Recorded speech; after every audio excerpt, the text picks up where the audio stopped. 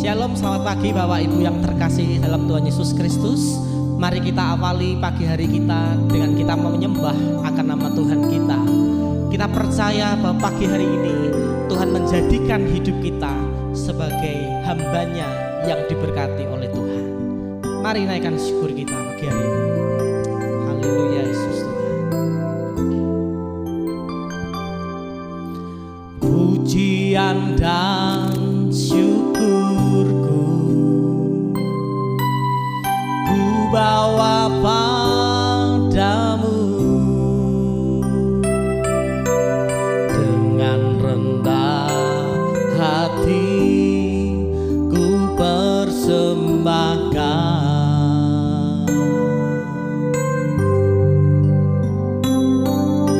Sadar bila ku ada hanya karena anugerah, bukan karena kekuatanku. Pujian dan syukur, pujian dan syukurku ku bawa padamu,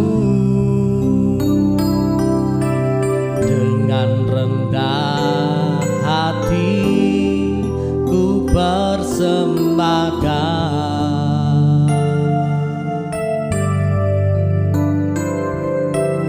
Sadar bila ku ada hanya karena anugerah, bukan karena kekuatanku.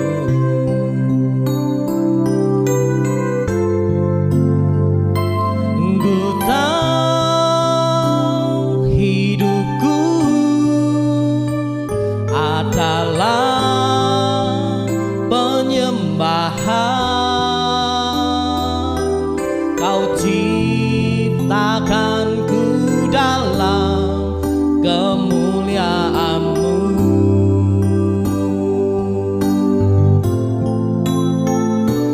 Ku tahu hidupku berharga di mata-Mu. Segenap hidupku persembahkan. Mari kita naikkan pujian syukur kita. Haleluya Yesus. Pujian dan syukurku ku bawa padamu, dengan rendah hati ku persembahkan.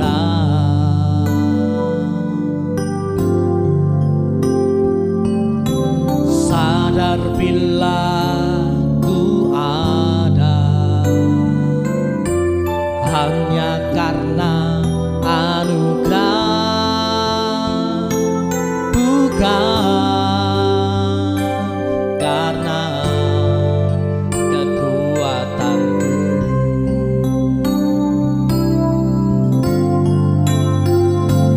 Ku tahu hidupku adalah penyembahan. Kau ciptakanku dalam kemuliaan-Mu.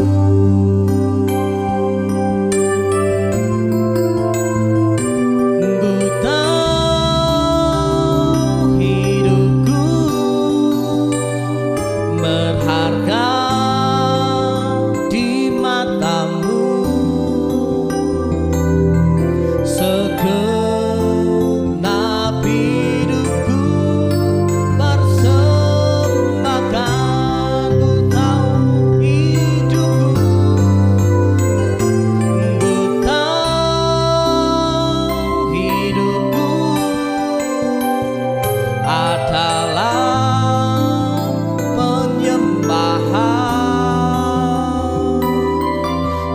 ciptakanku dalam kemuliaan-Mu.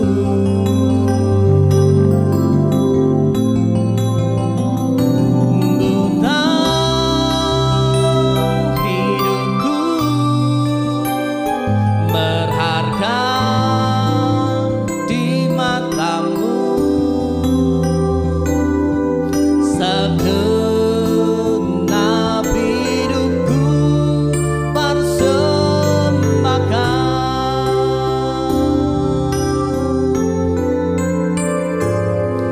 Segenap hidupku persembahkan.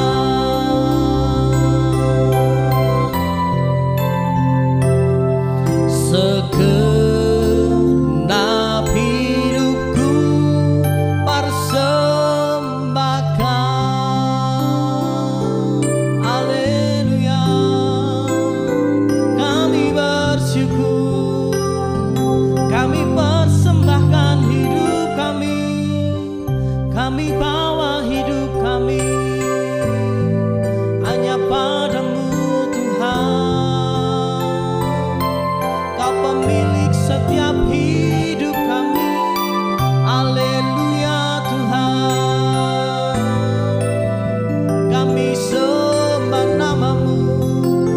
Haleluya. Terima kasih Tuhan. Oh Yesus, kami muliakan nama-Mu. Kami sembah Tuhan. Oh, terima kasih Tuhan. Hidup kami adalah penyembahan kepada-Mu Tuhan. Kau buat hidup kami berharga di hadapan-Mu Tuhan. Bahwa hidup kami lebih mendekat kepada-Mu pagi hari ini Tuhan. Haleluya Yesus. Ku tahu hidupku adalah penyembahan. Kau ciptakanku dalam kemuliaan-Mu.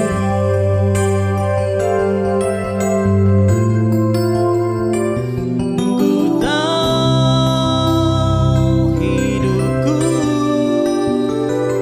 berharga di mata-Mu. Segenap hidupku persembahkan.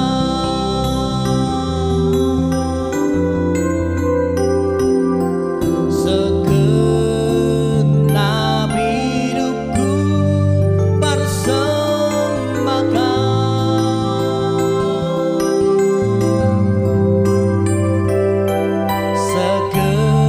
Segenap hidupku persembahkan. Biar hati kami Tuhan menjadi dupa yang harum di hadapan-Mu Bapa. Kami percaya pagi hari ini firman-Mu akan menguatkan dan meneguhkan hati kami. Urapi hamba-Mu yang menyampaikan firman-Mu dalam nama Yesus. Haleluya. Amin. Shalom, selamat pagi Bapak Ibu dan saudara-saudara yang dikasihi oleh Tuhan. Hari ini kita bertemu kembali di dalam berkat Tuhan. Dan saya percaya kalau hari ini keadaan Bapak Ibu dan saudara-saudara sekalian dalam keadaan baik. Mari kita bersama-sama masih di dalam bulan ini dengan tema yaitu hati seorang hamba atau hati hamba. Tetapi kita akan belajar bagaimana kita menjadi hamba yang berkenan. Oleh karena itu kita akan baca bersama-sama di dalam kitab Markus 10 ayat 43 sampai dengan 44.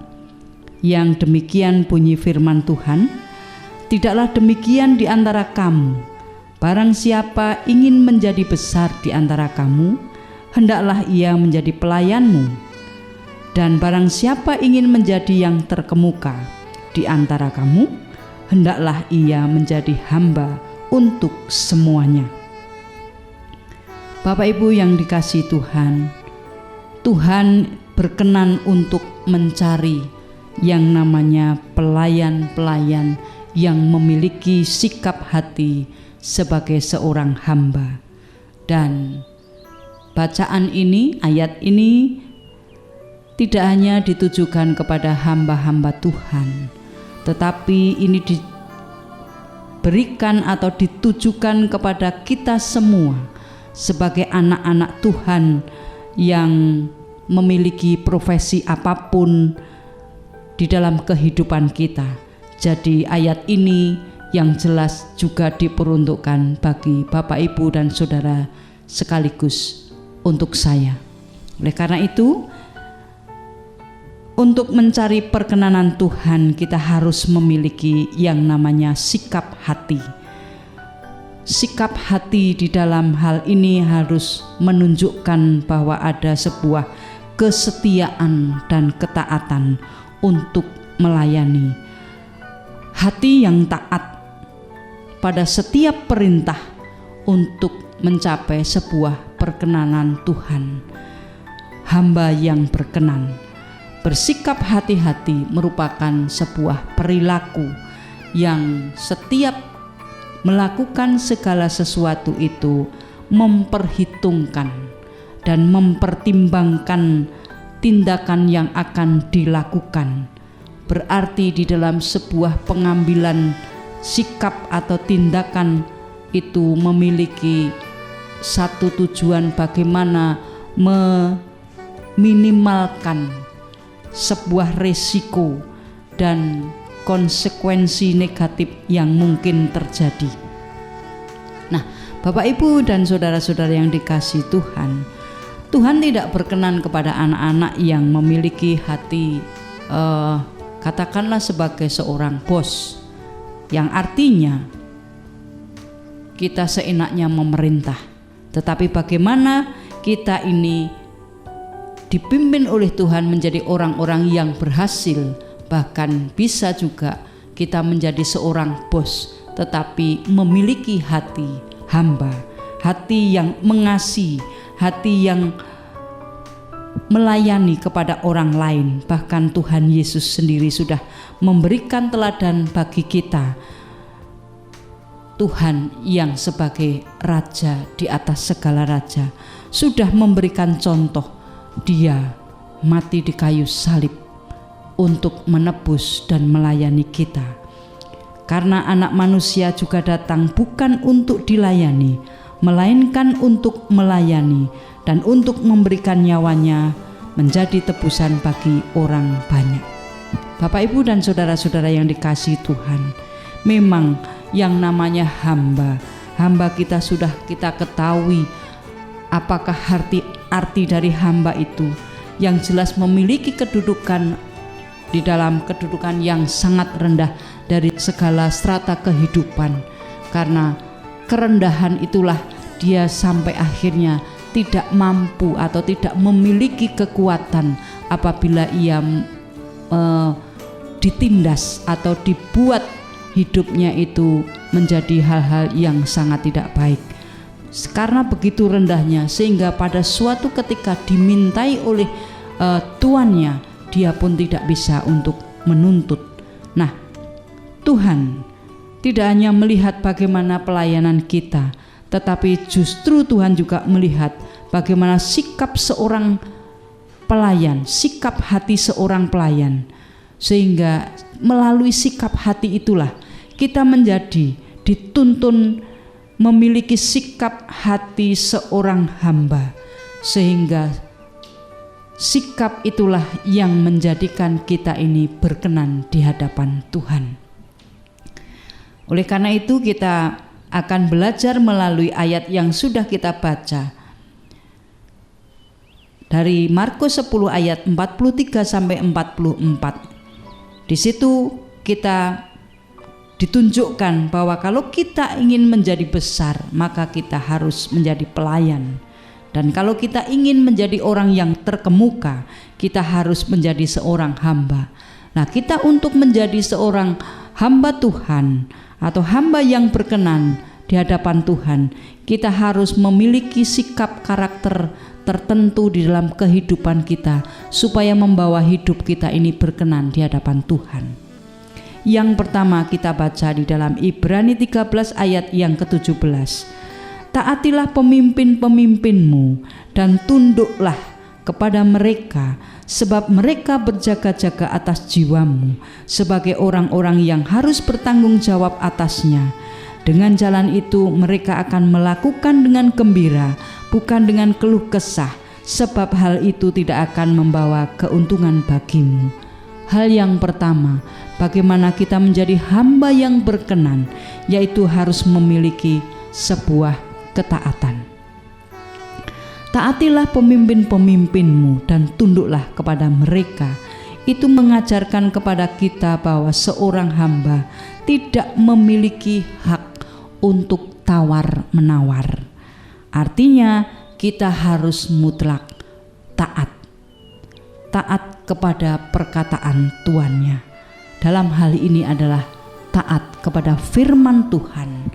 Kata taat itu sendiri kalau dibolak-balik TAAT, dari belakang dan dari muka kita baca tetap, artinya tidak ada kompromi. Taat itu harus dilakukan, tidak ada kata tawar-menawar dalam hal tunduk kepada Tuhan. Dalam hal ini adalah firman Tuhan itu sendiri yang kita harus taati supaya di dalam kehidupan kita menjadi berkenan di hadapan Tuhan. Kemudian yang berikutnya adalah dari Lukas 17 ayat yang ke-10.